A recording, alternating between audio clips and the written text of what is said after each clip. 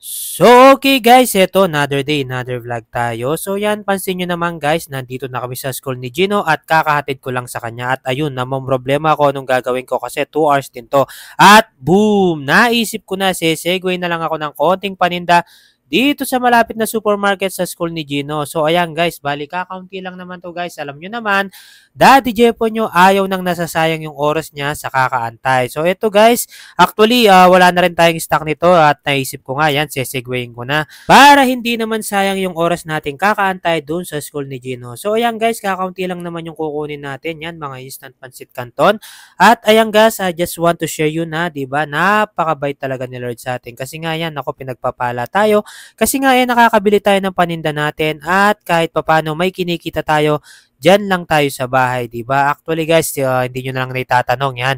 Si Daddy Jepo nyo, pinapangarap niya talaga dati na makahanap ng work from home. Kaso yun nga, hindi tayo pinalad kasi nga yun guys, I'll be honest with you, we are lacking of skills. So yan, nakakasad. Pero at least, mas maganda yung binigay na pagpapala ni Lord sa akin guys. Yan, business, own business ko pa. Yan, kahit na munti lamang aking pinapahalagahan at araw-araw ay aking pinagbubutihan para matupad ang aking mga pangarap at para masuplayan ko yung pangangailangan ng aking pamilya kahit papano. At ayan guys, balik na tayo dito at boom, yun, nakalimutan ko yung cellphone ko sa compartment ng sasakyan. At ayun guys, after nito, yan, mabilisan na lang at babalik na ako sa school ni Gino. So yung guys, di ba?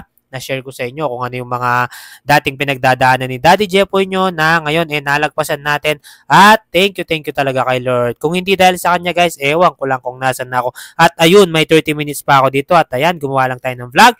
And after nun guys, eto, palabas na sila at eto na, boom, lalabas, si Weiwei pala yan. So, bali yan guys, yung classmate ni Boss Gino nyo. Yan, katabing bahay lang din namin. Yan, si Weiwei. At ayun, lumabas na ang ating bida.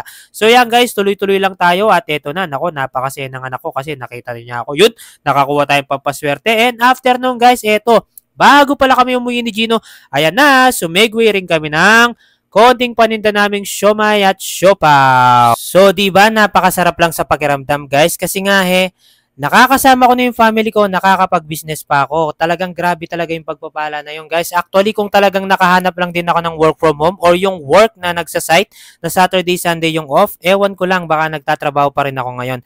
Pero mas maganda talaga yung binigay ni Lord sa akin. Yan, para mas marami akong time sa family ko, lalong-lalo na sa anak ko, guys. At nasuserve ko pa silang dalawa ni Mami. And pinaka-importante, guys, yan, nakakasama ko rin yung nanay at tatay ko. And after nun, guys, dito, balik na pala tayo dito sa ginagawa ko, guys. So, habang nag-aayos tayo guys, ito, ititake ko na yung opportunity para makapag-shoutout tayo. Shoutout nga pala kay Ma'am Annabel Alipio. Yun! Silent viewer daw natin sa Mabalacat. Yan, thank you po ma'am at ingat po lagi. Maraming salamat sa pagsubaybay ng aking mga vlog.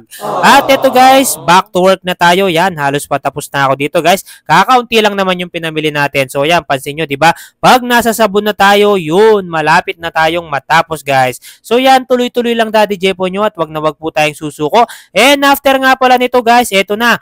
Boom! Biglang nagkaroon ng deliver ng ice cream. So ito, ano pa bang gagawin natin? Syempre, tuloy-tuloy lang tayo guys at aayusin na natin yan para meron ng bilhin mamayang hapon yung mga bata.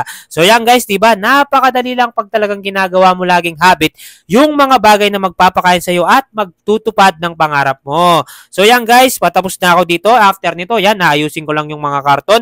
At syempre, paantay na lang. Ito na guys. And boom, yan. Bye-bye. Finger heart kayo sa akin. God bless you po.